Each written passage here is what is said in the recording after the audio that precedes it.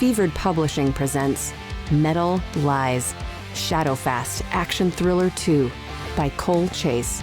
Read by the author, Cole Chase.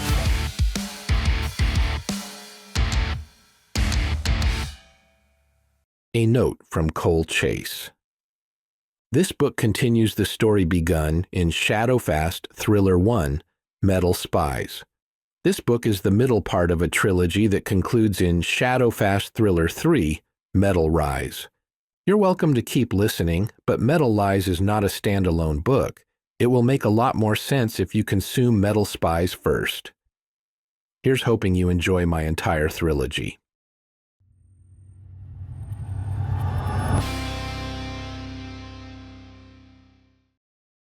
Chapter 1.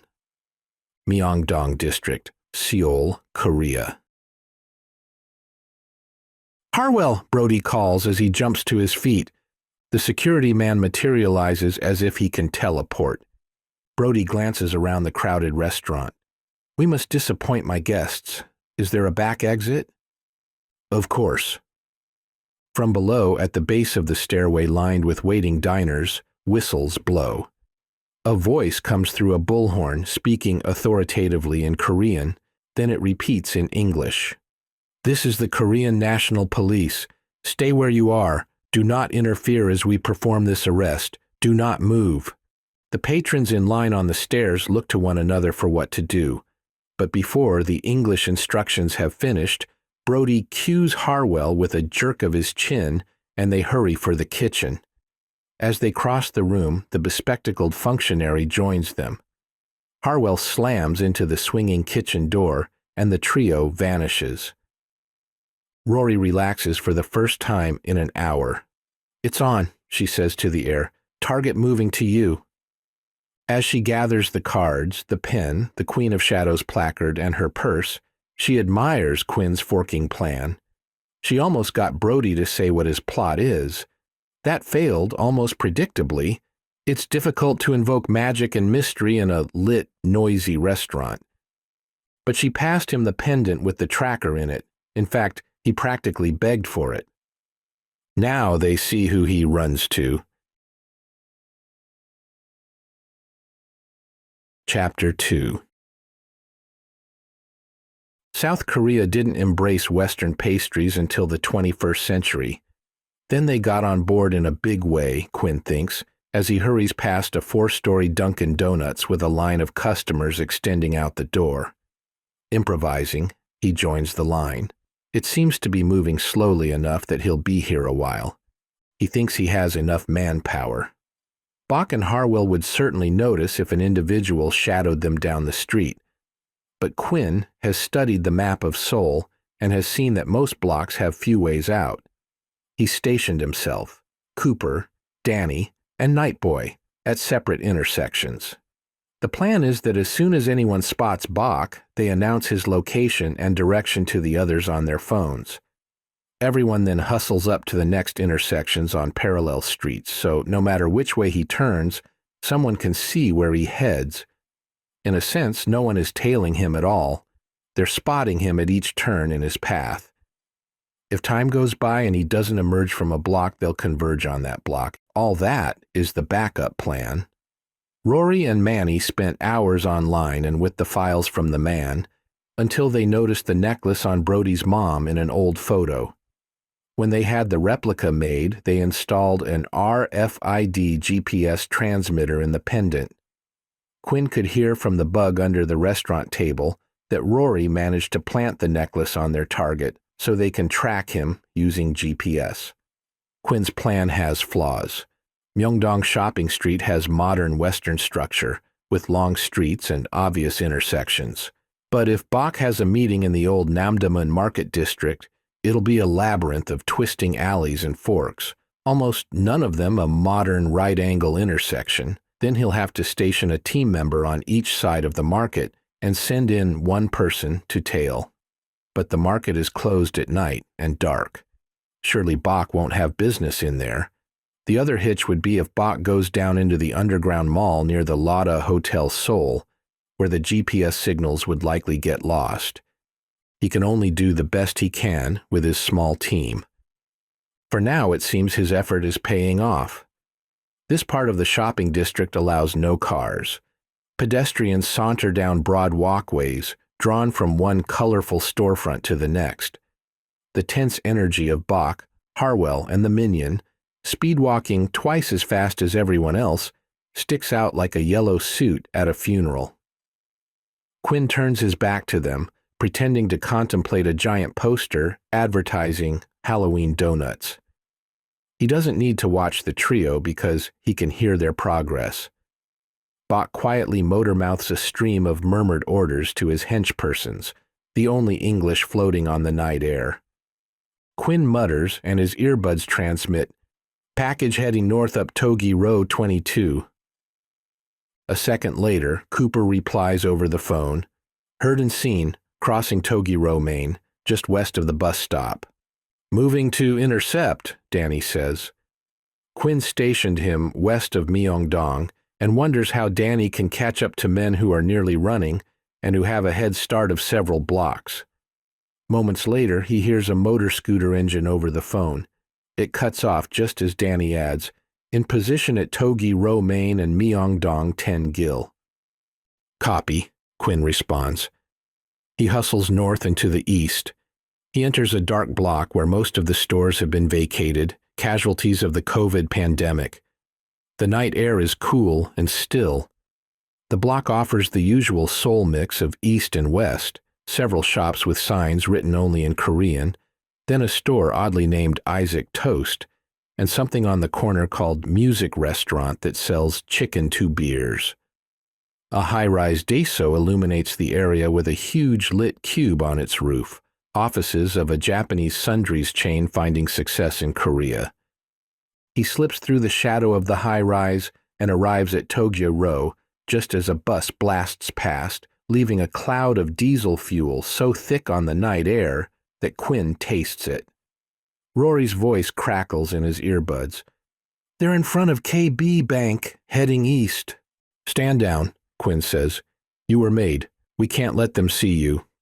"I'm not following them. I'm walking back to the hotel, but I see them." "Stay back." "It's cool, boss. There's 100 yards between us, and I'm turning off their street." Quinn lets it go as he takes in Togi Row. Any Korean street name ending in aro means that street can have 2 to 7 lanes, in contrast to names ending in daero, which means the street has 8 or more lanes. Most of Toegi-ro is a busy, broad 4-lane highway, but here it is 1 lane in each direction. This part of the road spans a river far below, so the median between the lanes is a drop of 60 feet. He sees no obvious way to cross Togi-ro without traversing east or west long distances. He spots movement across the wide boulevard. He can make out the shapes of Bach and his 2 helpers. On his side of Togi-ro, a white police car speeds past, its light bar flashing blue and red. Across the street, the trio freezes. "Minions peeling off," it's Manny. Somehow he got ahead of them. "Stay with primary," Quinn responds. Harwell and the other guy reverse direction. Bach keeps heading east, alone. Why would a billionaire dismiss his security when he thinks the police are after him? They must have decided an all-points bulletin described them as 3 white males. Or maybe Bach has a mission so secret even his body man doesn't get to know. "Stay with him," Quinn urges. "Danny, he's heading away from you, so leapfrog east 2 blocks, wait 1. He sees Bach turn left past the bank. "Package moving north to 8 Gagil, between the bank and Namsan Tower." "I can see that intersection," comes Nightboy's voice. "I'm outside 7-Eleven, 1 block east." "Manny," Quinn asks, "can you calculate a destination?" Quinn walks past a 7-Eleven and a Starbucks before Manny answers. Seoul has so many 7-Elevens, probably every member of the team is outside one. "Too much guesswork," Manny says. "Biggest thing east of him on the map is the cathedral." Quinn paces east along the main boulevard, craning his neck to see how he might cross. When he studied Seoul before the trip, the Myeongdong Cathedral kept showing up in tourist materials and YouTube walking videos. "Manny, is the cathedral open?" After a wait, Manny replies, "I can't tell using a phone." Most of their site is in Korean. Youth Mass was at 1900 hours. More than 3 hours ago. Wide open plazas surround the cathedral, which is part of a Roman Catholic campus. He can't picture how a human could get close enough to a person near or in the cathedral to eavesdrop, unobserved. If Bach is running for help, the cathedral offers no privacy inside. It's the classic Gothic cross-shaped floor plan with tall pillars. Instinct speaks, and he listens. "Deploy the drone," he says. "Deploy drone. Copy." Given the battery life of the drone, Quinn is betting that Bach meets someone in less than 20 minutes. "Night boy," he says, as he trudges east on broad Togi Row. "You're primary. See what you can hear without being detected." Sappy, easy-listening violins come through the phone as Nightboy unmutes. Some 7-Elevens play saccharine music through speakers in the parking lots to prevent thugs from wanting to hang out there. "Thought you'd never ask." The music cuts off. Quinn pulls his phone from his jacket pocket. With a few touches, he calls up the app tracing the transmitter Rory placed on Bach. Quinn has resisted using it because he thought he might need to preserve his night vision. Sure enough, the screen blasts his eyes with a brilliant street map. He fiddles with the settings, lowering the screen brightness. There's no need to spotlight his face for the world every time he consults his phone. Absorbed in his screen, he's late registering the sound of light, rapid footsteps rushing up the sidewalk behind him. By the time he notices, he only has time to half duck, half flinch. Something fast and heavy bounces off his skull behind his ear. Chapter 3. Quinn is glad he dodged even partially, because the mere glancing blow feels like a brick to the head. It sends him reeling, and he barely notices the AirPod flying from his ear. The sudden scare causes him to reflexively clench his iPhone.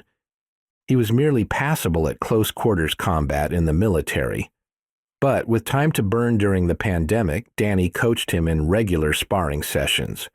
From this training, he knows that after the opening blow comes the follow-up, so he lets the momentum of the blow carry him a few steps along the sidewalk, and he adds 2 more, distancing himself 5 steps from the attacker before he turns to see. He pockets the phone, freeing both hands. But he turns just in time to sense a body closing with him and a fist flying toward his face.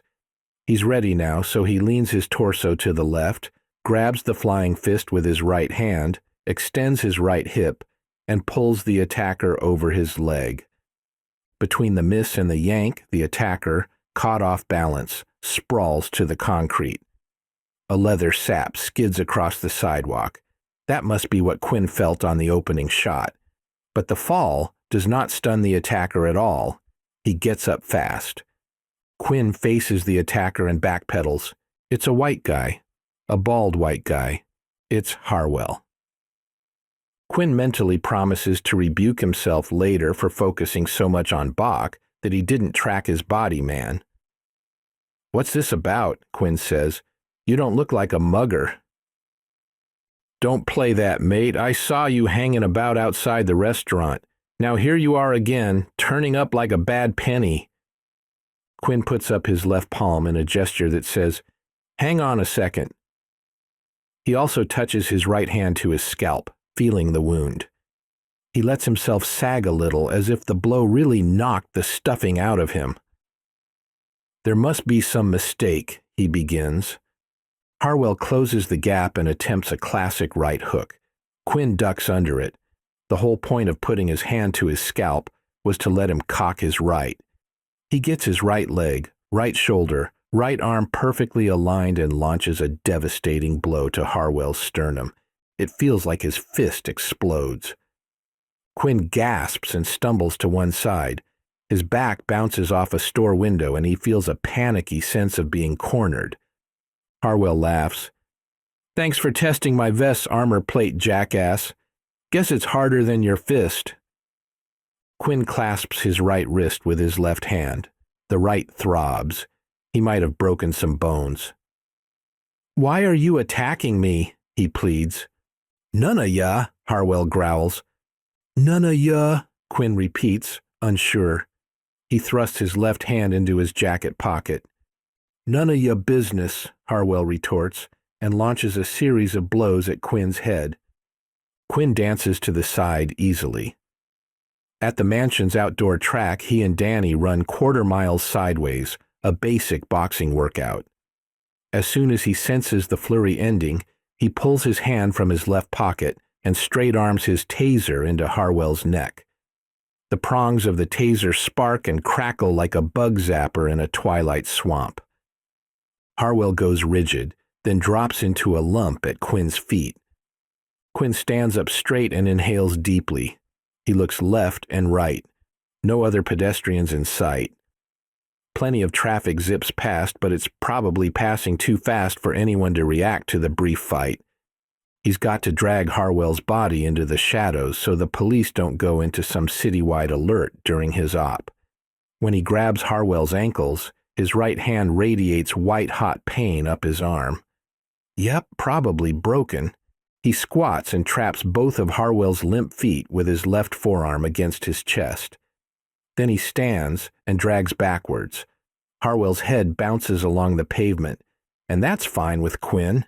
In lurching steps, he backs them both into an alley where the shadows run deep. Harwell wears wingtip combat boots that extend up over his ankles. That gives Quinn plenty of shoelace to work with. It's tricky work with 1.5 hands, but he manages to get the man face down, hogtied, with his hands behind his back joined to his ankles. When he pats Harwell down, he finds a Glock in a shoulder holster, which he tucks into the back of his own waistband. When he recovers Harwell's phone, the screen is still lit. Harwell must have coordinated with someone right before he attacked Quinn. Quinn speedily examines the phone. The address book gives him every private and public number for Brody Bach. The recent calls list shows a phone number labeled Cameron, receiving numerous calls per hour. He guesses that's the bespectacled minion that always travels with Bach and Harwell. Thinking quickly, he navigates to the settings on the phone. He's pickpocketed so many phones across the years that it takes him mere seconds to navigate to turn passcode on, then navigate through the options to set the phone's PIN to 666. A pop-up warns him that his new passcode can be easily guessed. "Exactly," he mumbles, approving it. Now, even after the phone locks up, he can log back in. He opens the Notes app. Harwell took notes dated earlier today. Interesting. Harwell headlined one of them, "Bodyguard Satellites." What? Harwell groans. His eyelids flicker. Time to go. "The moral of the story is," Quinn tells him, patting his cheek, "don't bring a sap to a taser fight." He turns away. Quinn hasn't managed more than 3 decades as a thief by being fooled the same way twice. This time, when the rapid footsteps sound behind him, he squats and pivots on his right foot, completing a fast, low circle. As the attacker flies past him, Quinn's left foot gives him a powerful kick in the ass and basically foot shoves the attacker spread-eagled to the sidewalk. Before the man can pull his limbs under him to get back up, Quinn kicks him in the head. The attacker slumps on the cement, limp. All his senses on full alert, Quinn scans the alley. Seeing no threat, he flops the attacker onto his back. He stares at an Asian male wearing a generic gray bomber jacket, a white tee, and loose sweatpants. A quick frisk reveals pockets heaped full of nothing. No ID, no wallet, no phone. Quinn stares at him, hesitating. He has some cool tech from the man, but he hates to use it because it requires consulting the cloud, which will tell Ben Sinister exactly where he is and what he's up to. Finally, he decides that popping up briefly on Kirchhoff's radar is worth it to learn more about who is on whose side. Is this second attacker just a do-gooder who saw him subdue Harwell? No, because an average person would carry pocket change, ID, keys, something. Who is he? Quinn fires up his phone, opens the facial recognition app, and trains his phone's camera on the face. The flash on the phone auto-activates in the dark. After a second, the app beeps. When he glances at the screen, though, a loading circle just spins and spins. "Fuck," says Harwell to himself, drawn out and under his breath. Then, as he notices he's bound, Christ. The Asian man on the pavement brings one hand to his face and inhales hard. "Don't worry," Quinn says. "I brought enough whoop-ass for everyone. Here's one for the slow learner." He tases the man on the sidewalk, who instantly turns into a rag doll. "And here's one for the billionaire bodyguard." He steps over to Harwell and boots him hard in the skull. Harwell's limbs slump hard against his bonds, and the weight of his feet pull him onto his side, unconscious. "See? You each got the same, so don't say I love either one the most." Quinn returns to Togi Row from the alley. He stayed too long at a crime scene. It takes him too many anxious seconds casting around in the phosphor light before he finds his fallen AirPods skittered up against the base of a street lamp. When he tucks it back into his ear, it doesn't chime. The phone connection with the team broke somewhere in the scuffle. He strides east along Togi Row, fast. He needs distance between himself and the attackers. The Asian man should come around in a minute, and if he's protecting Harwell, he'll untie his ally. Quinn doesn't want to be anywhere near them now that he's disabled his right hand and discharged his taser. As he hurries, he considers his options. Manny, Danny, Cooper, and Nightboy are all in play. If he phones them, they'll have to put each other on hold, and he might risk making their phone ring when they're trying to be sneaky. On the other hand, if additional forces back up Bach and Harwell, his team might need an extra man. He decides to phone Cooper, who seemed farthest from the cathedral. When he looks down at his phone, the facial recognition app has found his attacker in some U.S. law enforcement database. Kunding, age 34. Agent, Ministry of State Security, Political and Economic Intelligence Division, People's Republic of China. The picture staring back is the right man, in a Chinese military uniform. He's just been attacked by a communist Chinese spy in South Korea. That's not normal, Quinn thinks, and a Chinese spy apparently collaborating with Brody Bach. So Mitnick and the man were not just blowing smoke about Bach posing some sort of security threat to the U.S. This puts new urgency into discovering Bach's plan, tonight's plan. He swipes at his phone and brings up the GPS app. As he watches, the little blue dot from the necklace transmitter updates. It hops from Myeongdong 8-Gil onto the campus of the Roman Catholic Archdiocese of Seoul. It really looks like Bach is heading for the Cathedral Church of Our Lady of the Immaculate Conception, known as Myeongdong Cathedral. Except right then, the little blue dot vanishes. The surprise stops Quinn in the middle of the sidewalk. How does a person located on GPS vanish? Maybe he discovered the transmitter and smashed it. Maybe the software malfunctioned. The timing raises Quinn's suspicions. He hurries across the striped crosswalk of a side street. Finally, up ahead on Togi Row, the center median ends. Instead of 2 lanes with a death-defying drop in the middle, the street goes back to 4 wide lanes. The pattern of the stoplights has left the broad highway momentarily deserted. Ignoring every pedestrian law, he runs diagonally across the highway, his feet pounding out his worry in the night. Every time his right foot lands, it jogs his right hand in a painful reminder that even a perfectly executed blow can backfire. He hopes he hasn't led his team into an ambush. And if he has, what can he do about it? Well, he's reminded as the Glock in his waistband digs into his lower back, Harwell brought him a weapon. Chapter 4.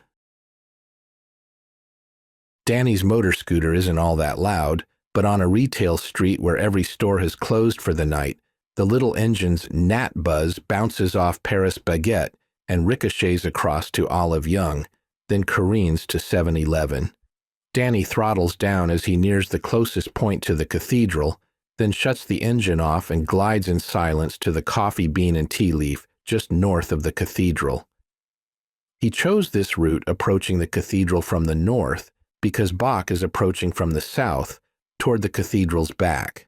He dumps the scooter on the ground and pads noiselessly across the cobblestones, past the bust of the martyr Yi Jim-yong, and up the stairs. Then he backtracks down a few stairs. He just realized what he's doing. The stairs open onto a wide paved plaza, smooth and level for 50 meters to the front door of the cathedral.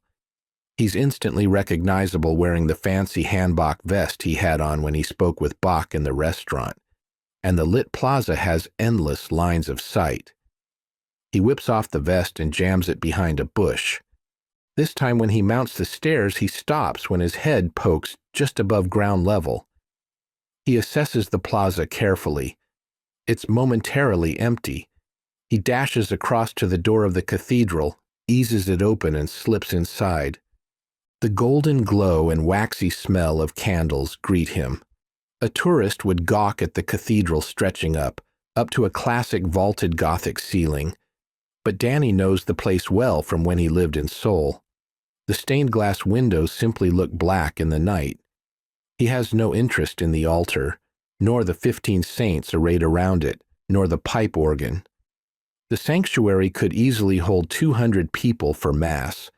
At this time of night, scattered among a vast regiment of wooden pews, 5 praying petitioners appear as slumped heads. He must hurry, but he doesn't want to disturb their prayers. He pauses and summons stillness into his center. Then he speeds up the side aisle with a silence earned by years of practice. Where the aisles cross, Danny finds the vestibule he recalled. He slips behind an unmarked door. A moment later, he proceeds just as silently back down the aisle, wearing a priest's black cassock and a black N95 mask. He rushes to intercept Brody here. Just before he exits, he pauses at the front door and once again centers himself. He plasters a serene mask over his expression. He folds his arms loosely and pushes each hand into the roomy opposing sleeve. The door opens with a light shove from his shoulder, and he steps out placidly, just in time. Bach has just cleared the stairs, 50 meters away. He glances in every direction, moving fast, looking tense. Golden lights illuminate the red brick walls of the cathedral, and the bounced light makes him look yellow and overheated. He pauses long enough to extract some palm-sized device, thumb a button, and return the device to his pocket. Danny pretends not to notice him, but stands blocking the door, turned 1/4 away from Bach as if not aware of him. Bach hustles up to the entryway, then makes impatient shooing gestures. Danny doesn't move. He says in English, "The Father's blessings to you." Bach pulls up short. "Good evening, Father." He tries to reach past Danny for the door handle. "I can't allow you in right now," the priest says. He ducks his head apologetically. "They are sanitizing." Bach's mind is elsewhere. Sanitizing? He looks attentively at the priest for the first time. "We spray a disinfectant mist between masses so the faithful do not catch any virus," Danny lies gently. "It is not breathable inside at this hour, but God can hear your prayers from anywhere." My prayers, of course. For the first time, Bach seems to sense that he's not going in. "If you came to light a candle, may I suggest Seongmo Dongsan, St. Mary's Garden, behind the cathedral?" Danny extends one arm with an open hand, simultaneously a roadblock to the door and a welcome to go around. "It is lovely at night." Bach bobs his head quickly. "Great, thanks." He turns his back on Danny and surveys the plaza. As an afterthought, he says, "I was meeting friends here. They expect me inside." If they ask, will you please tell them I'm in Seongmo Dongsan? I will. The peace of the Lord be with you. Also with you, Bach barks reflexively as he scurries around the corner of the building, chased by multiple shadows. Danny stays in character, not even permitting himself a tiny smile. Inwardly, he feels smug.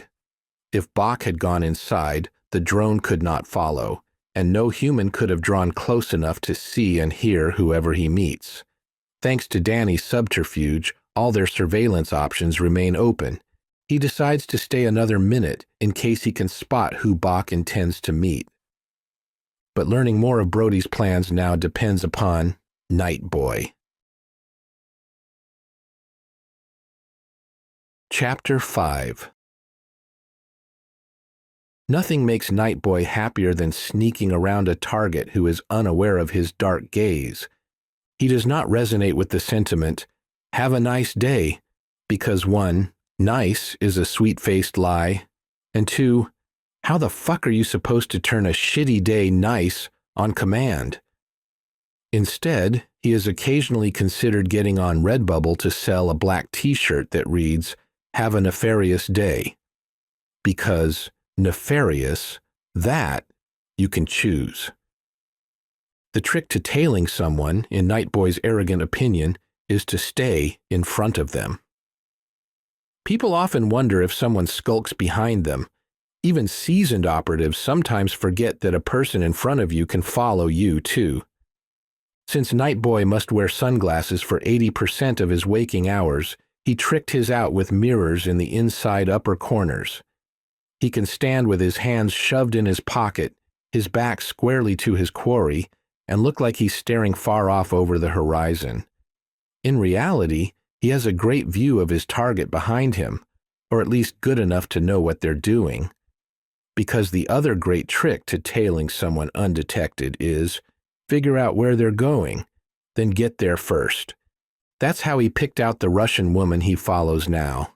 Not that it was hard. At night, few pedestrians risk the streets. She's taller than most Asian men by a full head, and the Slavic cheekbones and glacial eyes turned Night Boy's head even though her boxy car coat hides her shape. Her beautiful face places her way out of his league, so he hates her upon sight. When she walked past the 7-Eleven where he had stationed himself, he remembered overhearing Harwell and Bach in the restaurant saying Brody would miss meeting with Russians.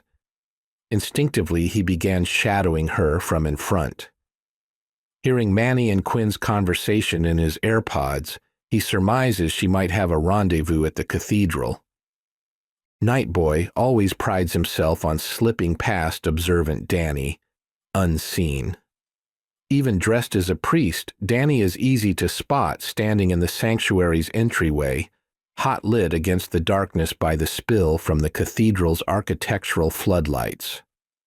With Danny's broad gesture guiding Brody, Night Boy guesses the rendezvous point is the back garden with its statue of Mary.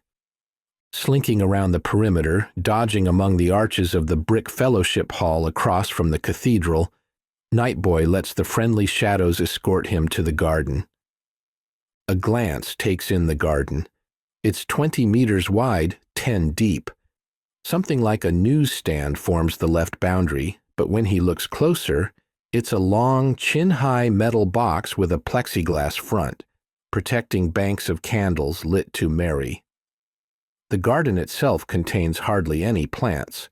No one can hide behind the sparse foliage of yucca fronds and small, topiary boxwood plants. The sparse garden focuses all attention on the alabaster Mary statue. Her clasped palms and raised eyes mean she's praying.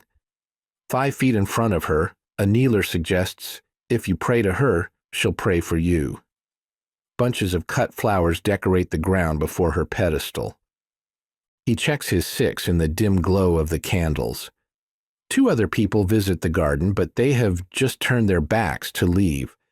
He hops, skips, and lunges past larger-than-life Mary to the rear of the garden, presses his slender body through a laurel hedge, and falls prone on the ground, wedged between the roots of the laurel and a brick retaining wall. Dressed in black, low in the shadows, If he holds still, he's a small rise in the ground. He knows there's no graceful exit from this position. He's all in, betting that Brody and his mystery guest will draw close to Mary, her back a mere 5 feet from him. He waits. The chill of the ground leaches through his hoodie and his pants. His cheek rests on his hand, flat on the ground.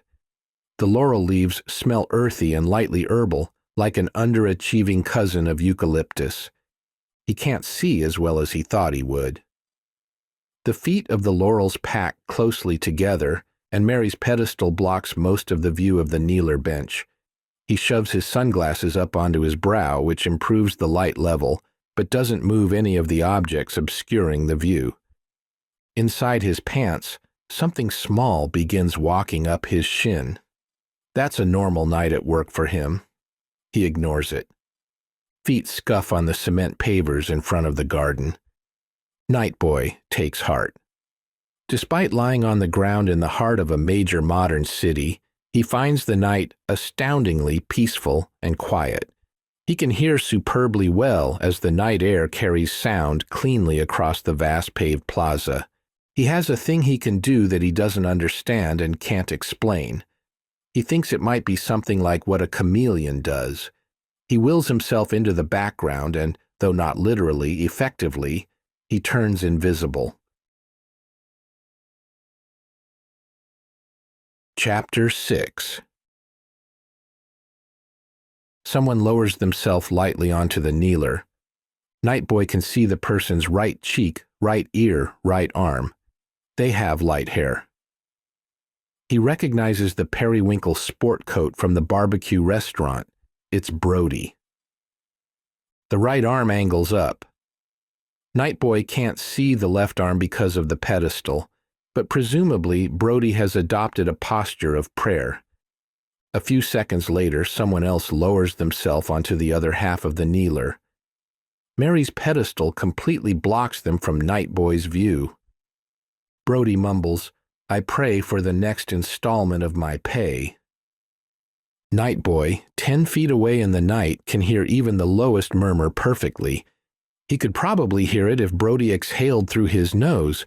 Too late, he thinks of turning on the voice recorder on his phone, but the light from the screen would give away his position.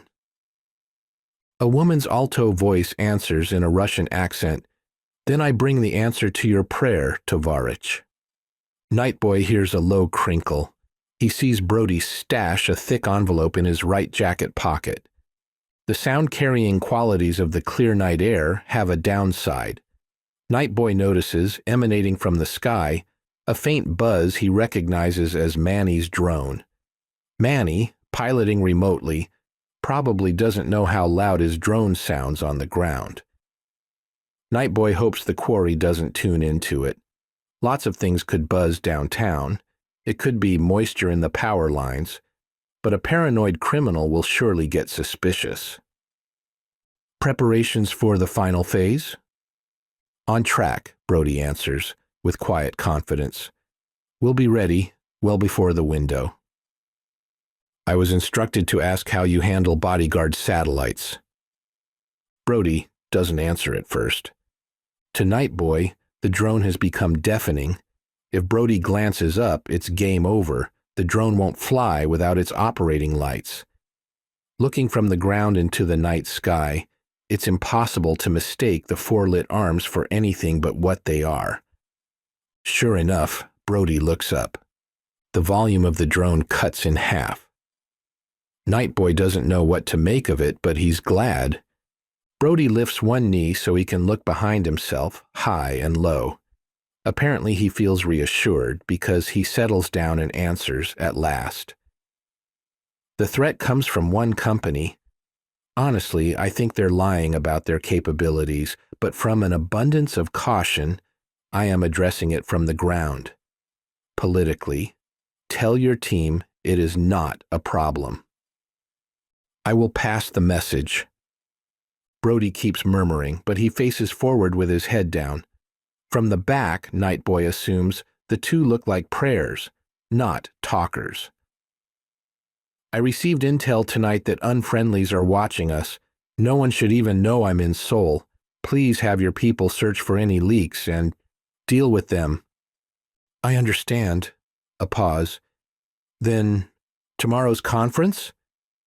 "I'll finish my business tonight, then immediately leave Seoul. I can protect our operation better from my home turf." "I will let them know." "Then perhaps I will see you for Halloween?" "I shall hope." Then the voice has a smile in it. "Mother Mary can see where you just put your hand." "Then she also knows what a walking temptation you are." "In the name of the Father, the Son, and the Holy Pervert. Amen." The second kneeler arises. The line of her path as she walks away takes her into Night Boy's view. She struts away with her hips swaying. She looks like she's working it, and Brody, though at the kneeler, angles his head over his shoulder to appreciate her assets. The path out of the garden leads between the cathedral and its brick two-story fellowship hall. As Night Boy and Brody watch the Russian woman, something small and brilliantly lit eases over the peaked roof of Fellowship Hall, drifting for the woman. "Shit," Brody says. He starts to stand, then thinks better of it and ducks his head behind his arm. What is Manny doing? Night Boy wonders. The drone has caught the woman's attention too because it spins where it hovers. It floats down too low for stealth, glaring in the night. Then suddenly it beelines away. Lying under the bushes, he instantly loses sight of it. He dares not move until Brody does. After the drone sound dwindles, Brody leaps to his feet, a phone in his hand. "I'm coming to you," he says without preamble. "We've been made. Meet me outside the market for an SDR, then exfil." Night Boy can hear Brody speed-walking away. He must be going around the opposite side of the cathedral from the Russian woman, because Night Boy can hear his retreat, but not see it. He lets the footsteps recede. When the sound drops sharply, he knows Brody has passed the corner of the building. Night Boy arises from the bushes awkwardly. He shakes his leg and the crawler falls away from his shin. He brushes the leaves and mulch from his front. He gives Mary an insolent pat on the butt as he passes her. Somehow, he must catch up to Brody. The choices a frightened quarry makes tell more truth than a skilled interrogation. As he hustles toward the corner of the cathedral, he wonders, bodyguard satellites? Chapter 7. Deploying an illegal drone in Seoul requires effort if you don't want 1,000 eyes watching. Manny stands in the tiny greenbelt he found between a cosmetics store and an underwear store, both closed for the night. The Chinese embassy across the street has no windows facing them. Between two closed stores and the back of a government building, this is the most privacy they can get. "I think I fucked up the mission," Manny grumbles to Cooper, who keeps watch for him while he focuses his attention on his phone, where the drone's first-person view streams. "You?" Cooper sounds surprised. "No way." Manny can see rooftops drifting past as the drone zooms straight for him. "I lost control of it. I don't know why." "What happened?" "It was tricky from the jump," Manny answers, distracted. "The target was in an open plaza. If they paid attention, they could hear the drone, so once I found them, I hovered it, barely peeking over the top of the closest building." "That sounds smart, bro." "For a minute, I tried to sneak it a little closer, and suddenly the drone got a mind of its own. It zoomed out into plain sight. I swear, not because of me, and everyone stared at it. Now, they know I was watching them." "Car," Cooper says. A Kia Soul puts down the street closest to them, but it doesn't slow and the driver doesn't look their way. "Clear. They might know someone is watching them, but they don't know it's you." "The drone couldn't figure out where it was for a minute. If it gets lost, it comes back to where it launched." "Well, looky there," Cooper says.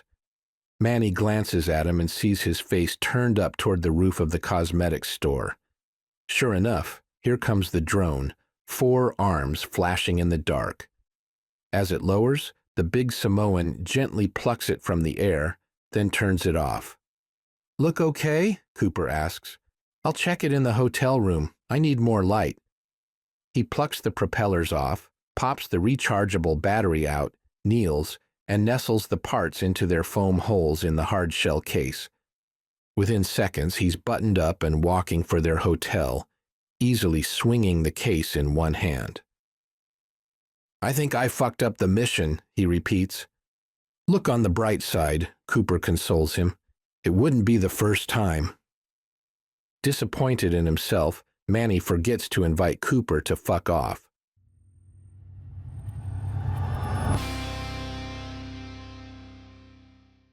The building across the plaza south of the cathedral boasts 4 stories and a red brick finish. Nightboy doesn't mark it as a high school until he sees the sign in Korean and English.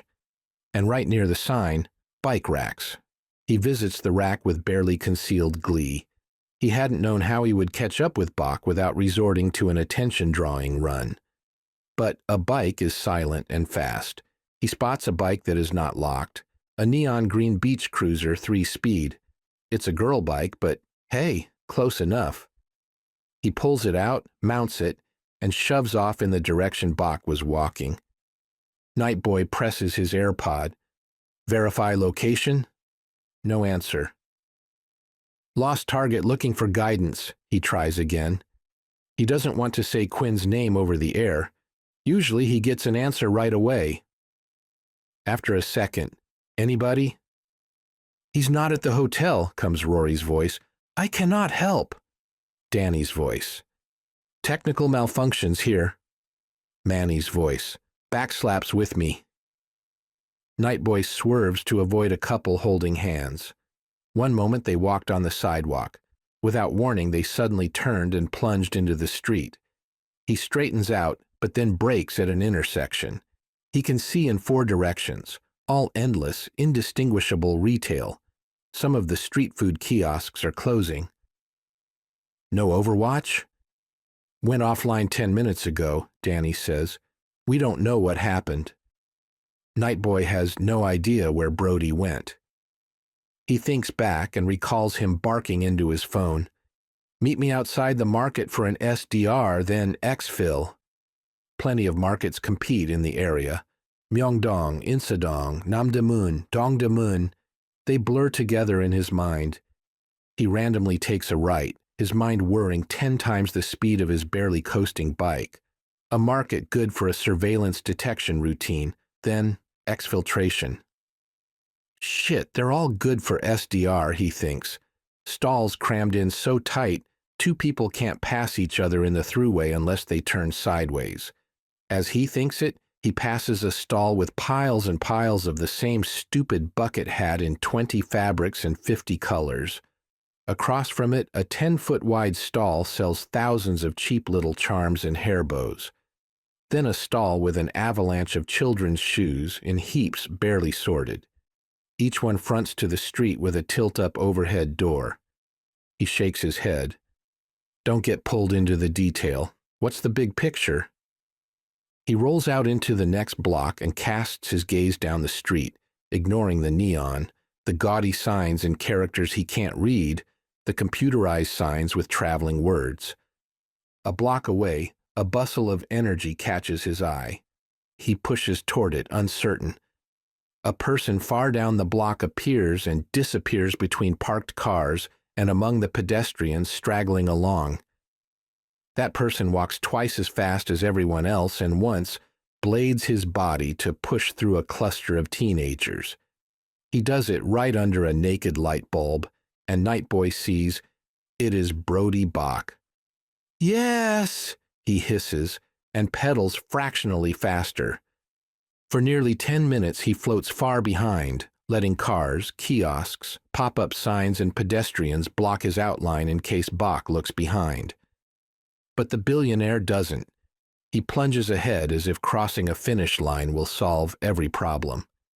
As Nightboy coasts along, drawing only the occasional glance on his girl bike and in his sunglasses, the stores drag inventory inside off the street and they lower their overhead doors.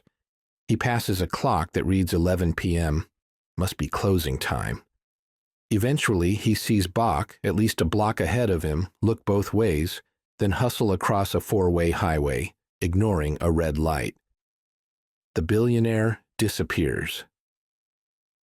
30 seconds later, Nightboy rolls up to the same intersection. Looking ahead, he gets off the bike and lays it down where he stands.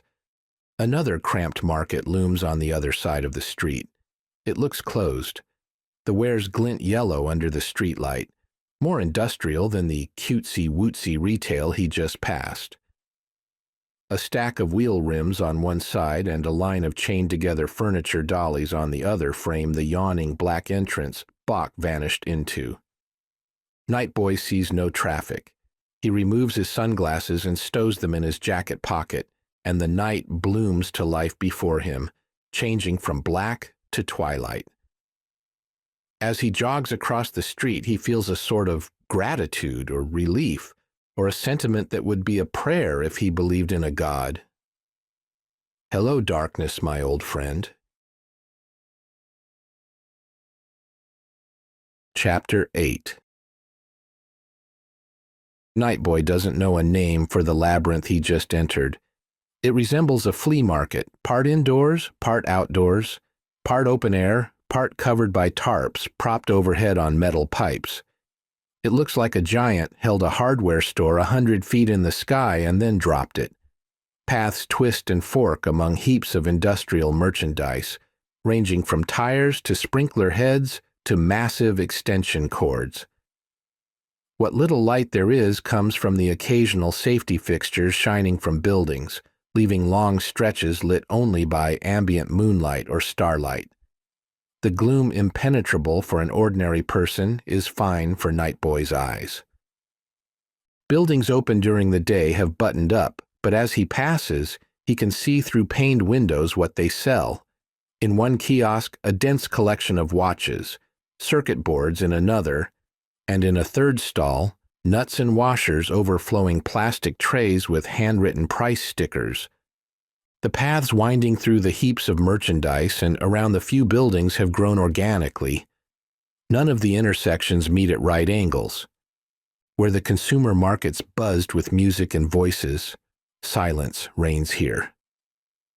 A breeze flaps the overhead tarps occasionally. Far away, something thuds randomly, maybe a loose shutter. His footsteps fall silently on the asphalt as he winds through the trails. He glimpses Brody's periwinkle sport coat up ahead. It stands out to his wide-open pupils as if a spotlight follows the billionaire's movements.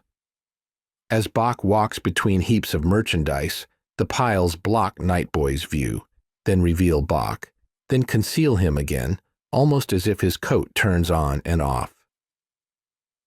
Even if Nightboy couldn't see, he would find his quarry, because in the dark Bach kicks an empty paint can, then stubs his toe on a pile of fence posts. Nightboy hangs well back, content to track Brody's progress with scant visual contact. His own black jacket conceals him in the shadows. Bach never hesitates in choosing his way.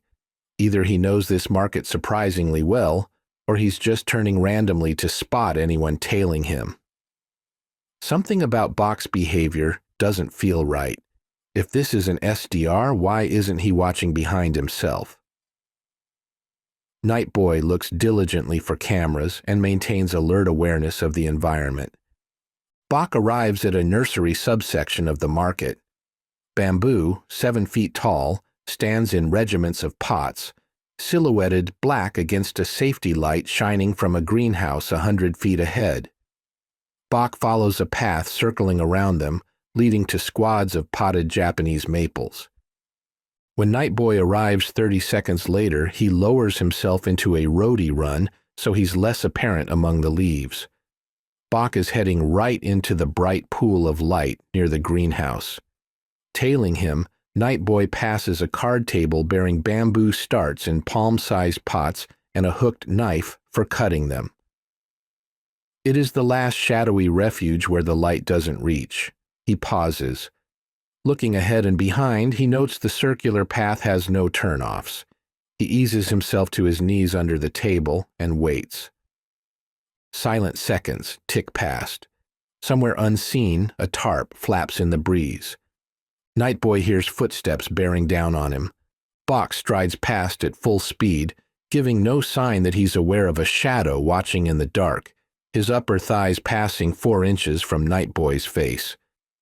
Nightboy smiles, the old double-back trick. Alerted by Bach's seeming disregard of observation, he trusts an instinct and remains in his black alcove. He strains to hear, nothing. He can't say how, but he senses a presence in the night. There! A shadow blots out the lit space between 2 bamboo silhouettes. The shadow drifts to the right. Nightboy finds himself holding his breath, willing himself into his chameleon trick. A smell like incense. A man drifts past him on the path, following Bach. For the first time tonight, Nightboy is afraid. The man made no sound whatsoever.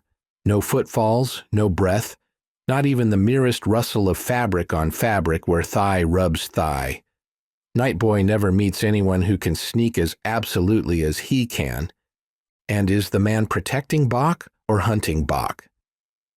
Nightboy's expanded vision caught a fleeting glimpse of Asian features. But in Seoul, that doesn't narrow things down much. It occurs to him, though, that Bach mentioned meetings with Russians and Chinese, and he's already met with a Russian. Silently, Nightboy reaches for the rapid deployment sheath affixed on his belt at the small of his back. Slowly, carefully, he unsheathes his custom-made katul, an Israeli combat knife. The black blade, described on its website as mil-spec multi-recurved, looks like Batman designed it.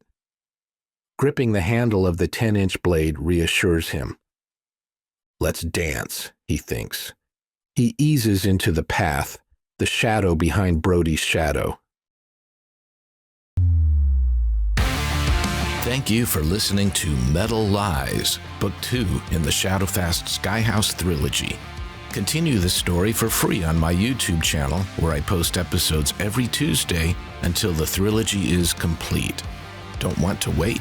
Grab the entire Thrillogy, Metal Spies, Metal Lies, and Metal Rise, as ebooks and paperbacks on Amazon, Apple Books, Barnes & Noble, and most other online retailers.